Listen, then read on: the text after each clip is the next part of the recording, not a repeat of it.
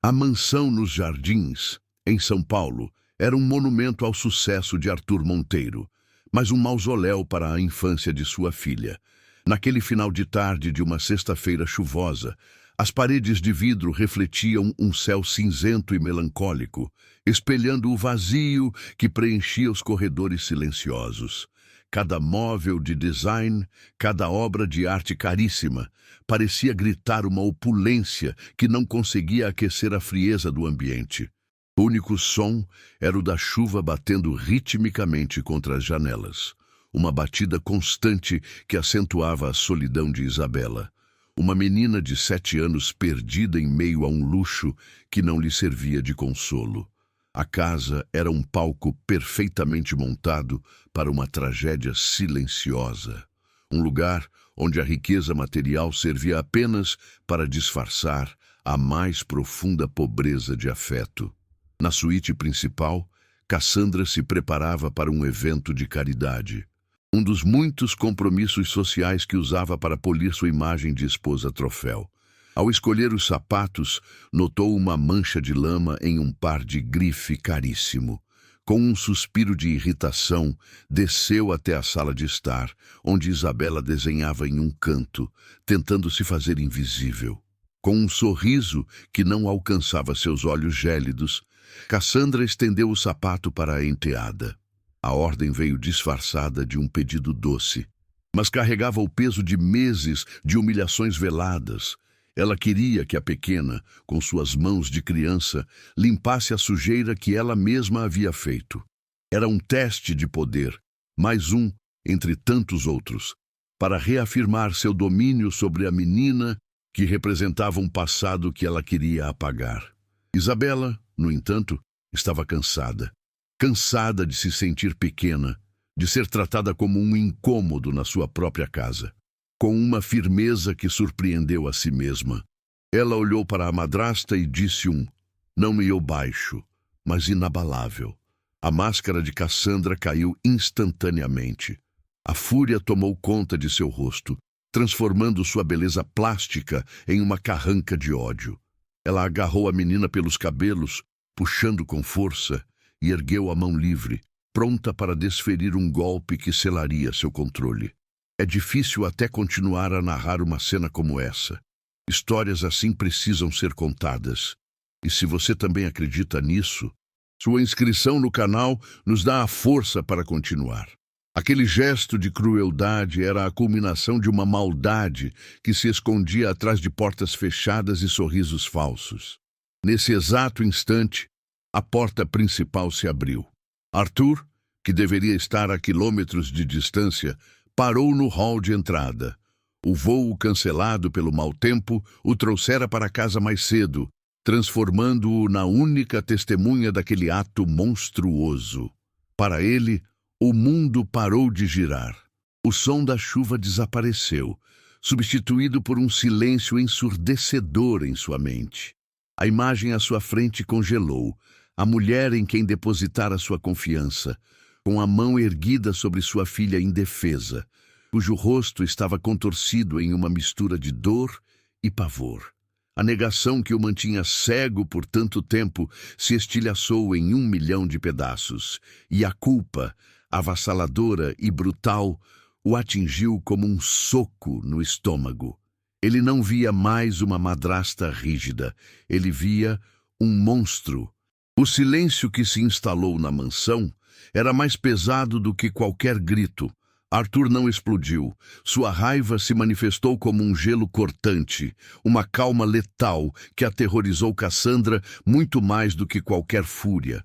Ele caminhou lentamente, cada passo ecoando no mármore polido como uma batida de martelo em um caixão.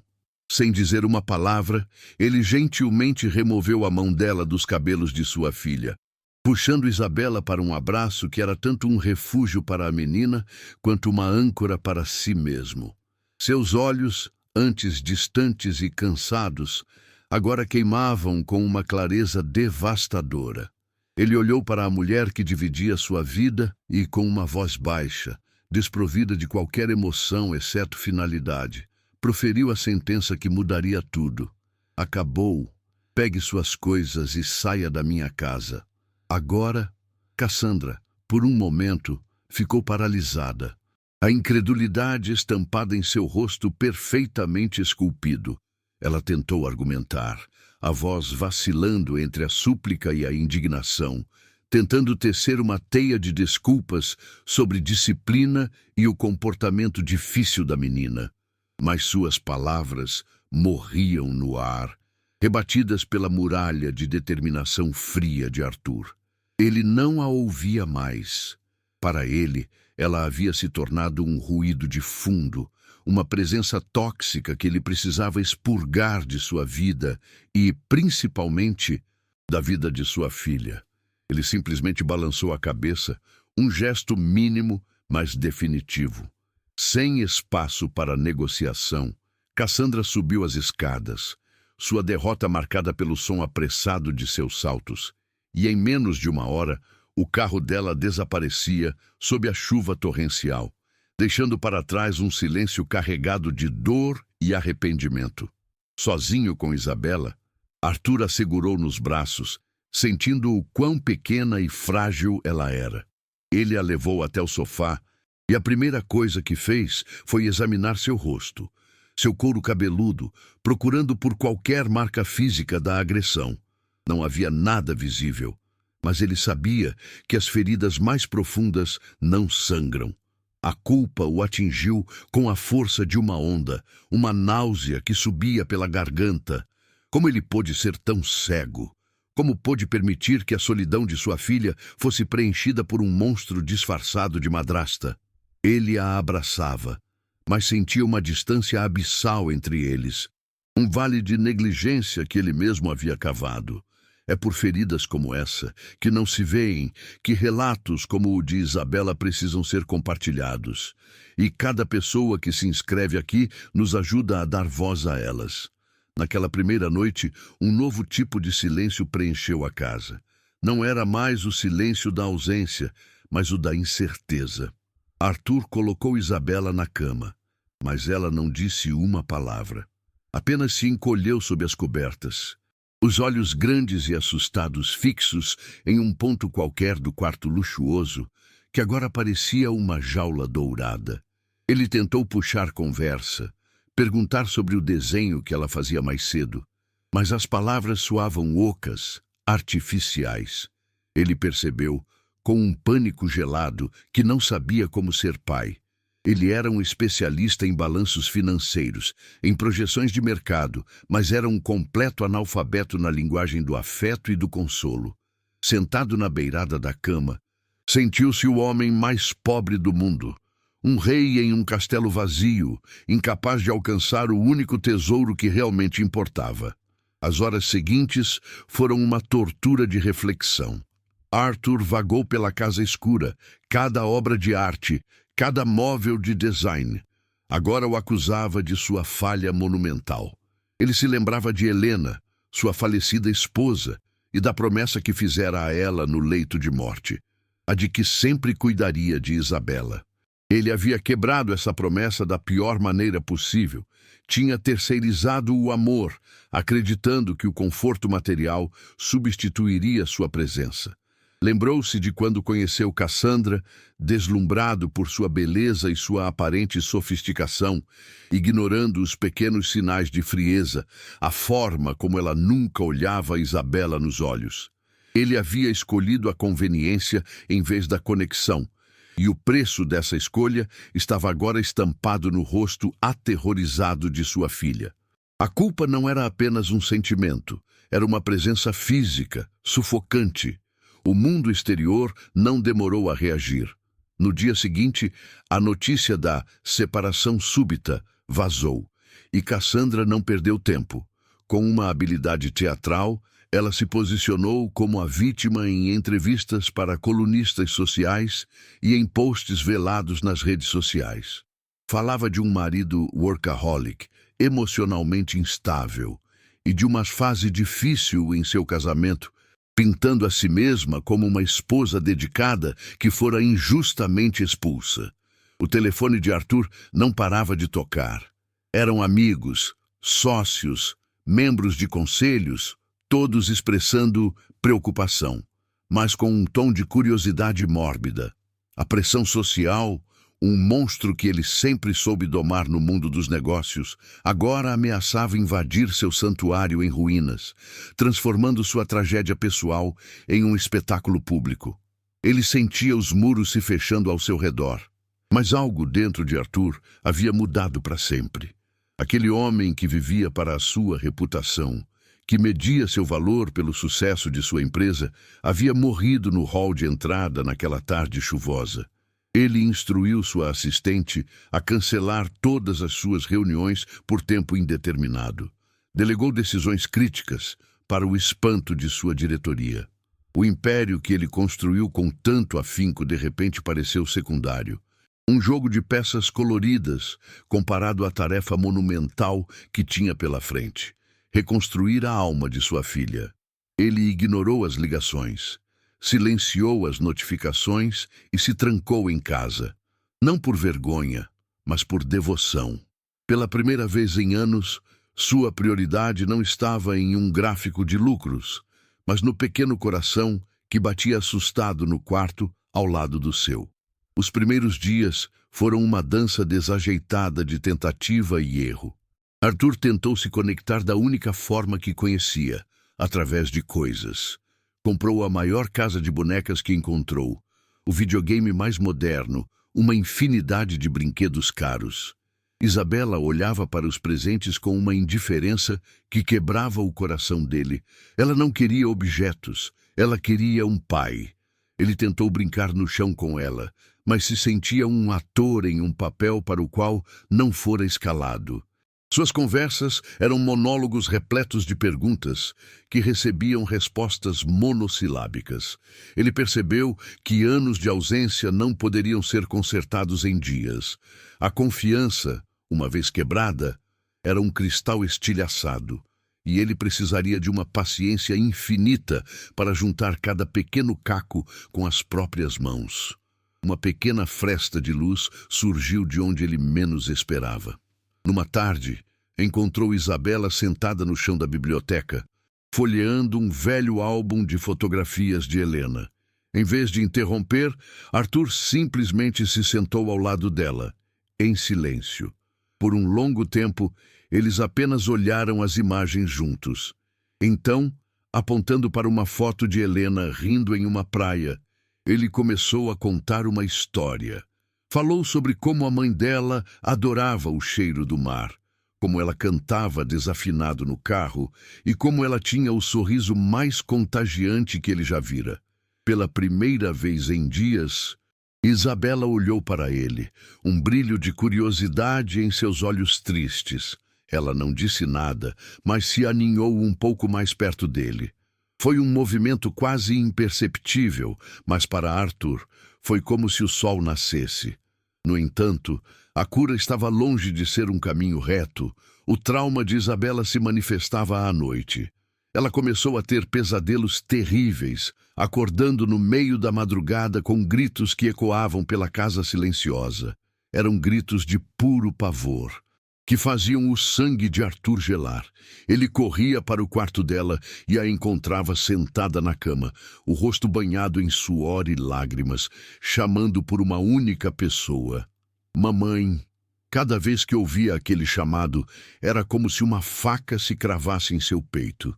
Era um lembrete brutal de sua dupla falha. Ele não só a deixara desprotegida, como também não conseguia preencher o vazio deixado pela mãe. Os pesadelos eram o monstro de Cassandra assombrando sua filha, e ele se sentia impotente para exorcizá-lo. Foi essa impotência que finalmente o levou à humildade. Arthur Monteiro, o CEO que tinha respostas para tudo, o homem que nunca admitia fraqueza, pegou o telefone e marcou uma consulta com a melhor psicóloga infantil da cidade. Admitir que não podia consertar aquilo sozinho foi um dos atos mais difíceis e importantes de sua vida. Ele entendeu que o amor, por si só, não era suficiente. Precisava de ferramentas, de orientação. Precisava aprender a ouvir o que não era dito, a entender os medos que se escondiam nos desenhos e no silêncio de Isabela. Reconhecer que precisamos de ajuda é um ato de coragem, o verdadeiro começo da jornada de cura. Se você acredita na força de recomeçar, sua inscrição nos dá o apoio necessário para continuar contando histórias de superação como esta. As semanas que se seguiram foram de uma rotina delicada e paciente. As sessões de terapia, os jantares silenciosos, que lentamente davam lugar a pequenas conversas, as noites em que ele lia para ela até que o sono a vencesse. A mansão fria começou a mudar. Um desenho de sol, torto e colorido, foi orgulhosamente fixado com um ímã na porta da geladeira de aço escovado, um pequeno ato de rebeldia contra a perfeição estéril do lugar. Arthur estava reaprendendo a ser pai, e Isabela, muito lentamente, estava reaprendendo a ser criança. Uma frágil ponte de confiança estava sendo construída entre eles, viga por viga. Mas a fundação dessa ponte ainda era instável, pois a ferida mais profunda, a confissão da própria falha de Arthur, ainda não havia sido verbalizada. A tempestade perfeita para essa confissão se aproximava. A tempestade quebrou o silêncio da madrugada com a fúria de uma memória dolorosa. Um trovão retumbou, sacudindo as janelas da mansão, e foi seguido quase que instantaneamente por um grito agudo, um som que rasgou a noite e fez o sangue de Arthur gelar nas veias. Não era um choro comum de criança, era um grito de pavor puro, o mesmo som abafado que ele se amaldiçoava por não ter ouvido antes. Ele saltou da cama, o coração martelando contra as costelas, e correu pelo corredor escuro, os pés descalços no mármore frio. Cada passo era uma acusação. Cada segundo de distância até o quarto de Isabela era uma eternidade de culpa. Aquele som não era apenas o eco de um pesadelo. Era o som da sua falha, voltando para assombrá-lo na escuridão daquela noite chuvosa, tão parecida com aquela outra. Ele encontrou Isabela sentada na cama, encharcada de suor e tremendo incontrolavelmente. Os olhos dela, grandes e arregalados, estavam fixos em um canto escuro do quarto, como se o monstro de seus sonhos ainda estivesse ali. À espreita, ela balbuciava palavras desconexas, o nome de sua mãe perdido em meio a soluços de pânico. Arthur se aproximou devagar, sentindo uma impotência esmagadora. Ele sabia que abraçá-la e dizer que tudo ficaria bem não era suficiente. O monstro que a assombrava não era imaginário. Ele tinha um nome, um rosto, e ele, Arthur, o havia convidado para dentro de sua casa, para dentro da vida de sua filha. Naquele momento, ele não via apenas uma criança assustada. Ele via o resultado direto de sua cegueira, a materialização de cada reunião que ele priorizou, de cada viagem de negócios que o manteve longe. Com um nó na garganta que tornava a respiração difícil, ele se sentou na beirada da cama, não como o CEO poderoso, mas como um homem quebrado. Ele olhou nos olhos aterrorizados de sua filha e, pela primeira vez, permitiu que sua própria dor, sua própria vergonha, viesse à superfície. As lágrimas que ele segurava há semanas finalmente rolaram por seu rosto. Com a voz embargada, ele disse as palavras que eram a fundação de sua nova vida. "Filha, me perdoa", ele sussurrou. A voz pouco mais que um sopro. O papai estava dormindo, mas eu acordei. Eu juro que acordei. Eu nunca mais vou deixar ninguém te machucar. Eu nunca mais vou te deixar sozinha. Você é a coisa mais importante da minha vida, Isabela. A única coisa que importa. As lágrimas da menina pararam de cair. Seus soluços diminuíram, substituídos por uma quietude atenta. Ela olhou para o rosto do pai, para as lágrimas que ele não tentava esconder, e viu algo que nunca tinha visto antes: vulnerabilidade. Ela viu a verdade em seus olhos, uma verdade tão poderosa que afugentou as sombras do quarto. Lentamente, seus pequenos braços se estenderam e ela se jogou contra o peito dele, envolvendo seu pescoço com uma força surpreendente. Não foi um abraço de uma criança buscando consolo. Foi um abraço de duas pessoas se salvando. Naquele silêncio, quebrado apenas pelo som da chuva que agora caía mais mansa lá fora, a confiança estilhaçada foi finalmente soldada. O perdão foi concedido sem que uma única palavra precisasse ser dita. Eles ficaram assim por um longo tempo, pai e filha, ancorados um no outro enquanto a tempestade, tanto a de fora quanto a de dentro, se acalmava. O ar no quarto parecia mais leve, purificado pela confissão e pela aceitação. Arthur sentiu o peso de meses de culpa se dissipar, não desaparecendo por completo, mas se transformando de uma carga paralisante em um lembrete de sua promessa. Ele não era mais um homem assombrado pelo passado, mas um pai definido por seu compromisso com o futuro. Naquela noite, no epicentro da dor, eles encontraram o verdadeiro começo de sua cura. Não eram mais duas almas feridas habitando uma casa vazia, mas uma família, forjada no fogo da adversidade e unida por um laço que agora, finalmente, era inquebrável. Os anos que se seguiram foram uma prova silenciosa, mas poderosa, da promessa que Arthur fez a si mesmo e a sua filha naquela noite de tempestade. A mansão, antes um mausoléu de vidro e aço, gradualmente se transformou em um lar. As paredes brancas e vazias foram preenchidas com fotografias de momentos simples.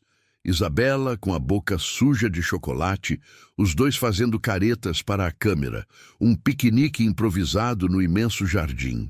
O som predominante deixou de ser o eco dos passos em mármore e passou a ser o de risadas, de conversas sobre o dia na escola e, ocasionalmente, o som desafinado de Arthur tentando aprender as músicas favoritas de sua filha no piano.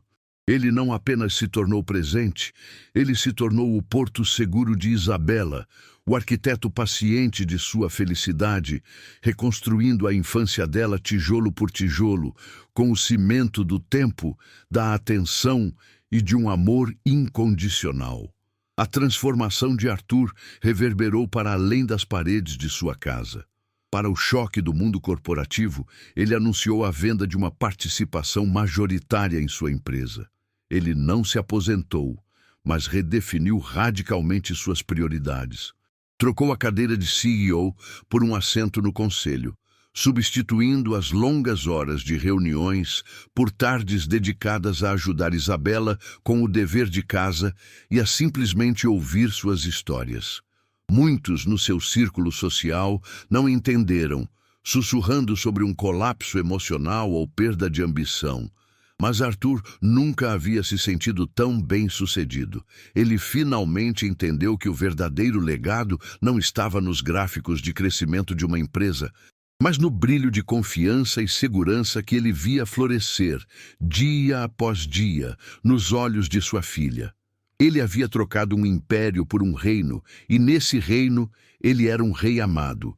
Inspirado por sua própria jornada dolorosa de despertar, Arthur usou seus recursos e influência para criar a Fundação Despertar. A organização tinha um foco muito específico e negligenciado: oferecer apoio psicológico e jurídico a crianças que, como Isabela, sofriam abusos silenciosos em lares de alta renda, onde a opulência material mascarava a negligência e a crueldade. Ele sabia que a dor não escolhe classe social e que muitas vezes as grades de uma jaula dourada são as mais difíceis de enxergar. A fundação se tornou a missão de sua vida, um canal para transformar sua culpa em um propósito maior. Ele não queria apenas salvar sua filha. Ele queria garantir que outras crianças, invisíveis em suas próprias mansões, tivessem uma voz e uma chance de serem resgatadas antes que fosse tarde demais. 5 anos depois, em uma tarde ensolarada, Arthur observava Isabela, agora com 12 anos, conversando animadamente com um grupo de crianças em um evento da fundação. Ela era uma menina radiante, cheia de vida, cuja empatia tocava a todos ao seu redor. Ele se aproximou e a abraçou, sentindo uma onda de gratidão tão profunda que quase o deixou sem ar. A jornada deles havia sido forjada na dor, mas os levara a um lugar de cura e propósito que ele jamais imaginaria ser possível. Histórias como a de Arthur e Isabela nos lembram que a redenção é possível e que as feridas mais profundas podem dar origem à força mais extraordinária. É para poder continuar a compartilhar esses relatos de esperança que contamos com o seu apoio. E sua inscrição faz toda a diferença para que vozes como a deles nunca se calem.